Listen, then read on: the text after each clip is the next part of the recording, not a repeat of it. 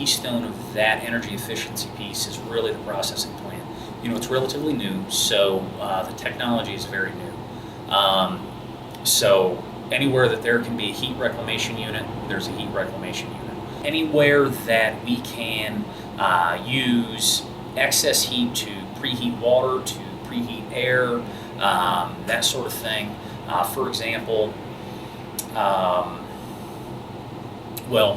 preheating the steam that goes into our boilers, so our boilers use less natural gas to create steam.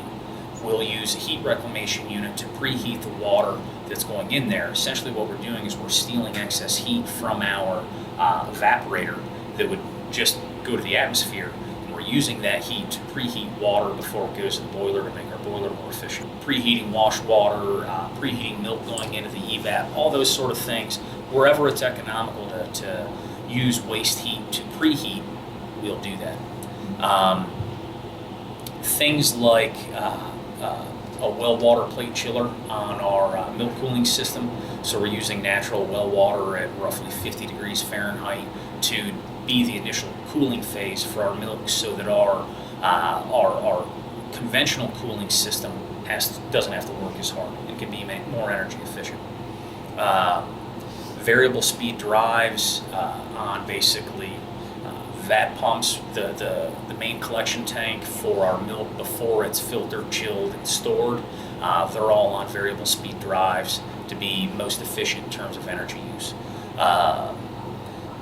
We evaluate when an antiquated motor burns up on the dairy side. We evaluate what's the most energy efficient motor that we can replace that one with. We just did undergo a few energy assessments, or energy audits, I guess you should say.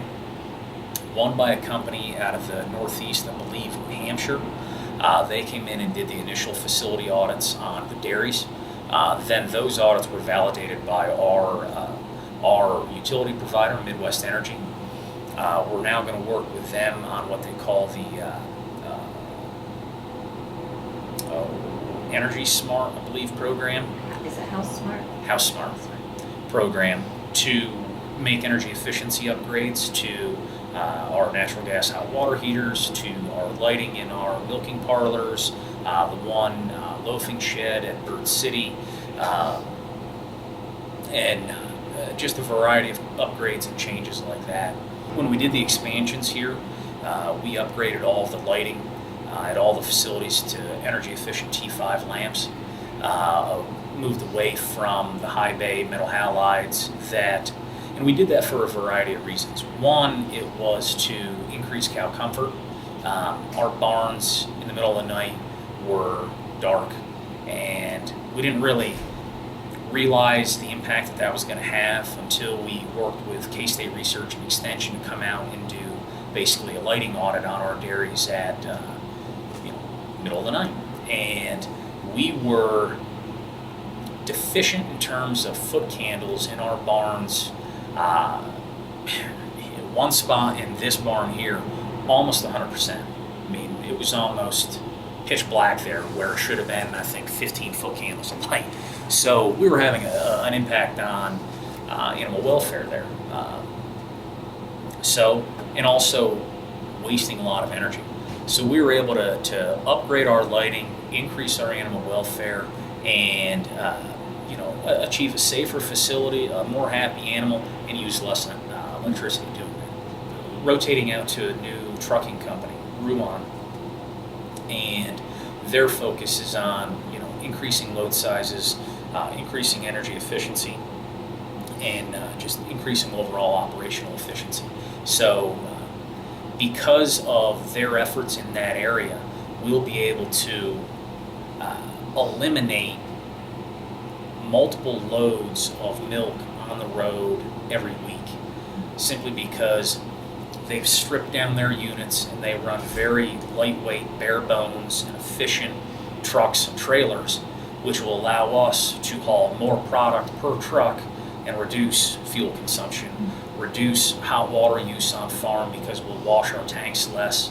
That was one of the advantages when we built this processing plant connected to this dairy.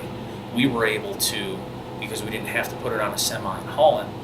We can fill our tanks clear to the top, take full advantage of a 7,000 gallon milk tank, whereas before, and pump over a 55,000 pound load to the plant, whereas before you can only put 48,500 pounds on a milk trailer.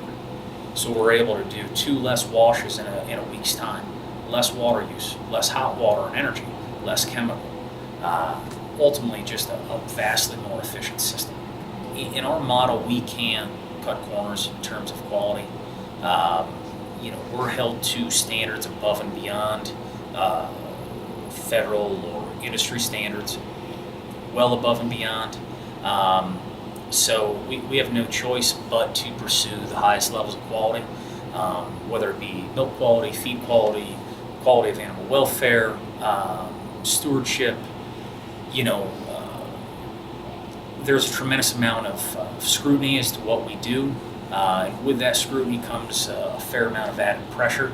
But at the end of the day, we've got a really great team of people that surround us, and it's nothing that can't be handled. And we take, I think, a broader vision of sustainability. I think when that word first began to be thrown about, it was more focused on environmental sustainability, being green.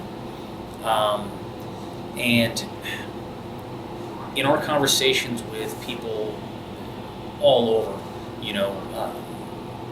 the first thing that we tell them is that, you can implement the greatest environmental practices in the world, be the most animal-friendly or environmentally friendly facility in the world, but if you go broke doing it, it was all for nothing. So in our mind, sustainability starts with creating a business model that creates long-term profitability for not only that business, but all of the supporting businesses that feed into it. And ultimately, if your business is profitable and all the businesses that feed into it are profitable, that trickle-down effect or that turnover of cash will help make your community sustainable. That, I think, is the first piece that needs to be overcome. You need to be competitive in terms of profitability. And then, it is about conserving resources. It's about conserving and preserving employees, creating a more content employee, because at the end of the day, we aren't much if no one wants to work with us and no one wants us in our communities. So I think those are the things that people need to focus on first, is how can my business be here tomorrow? And that does come along with succession plans.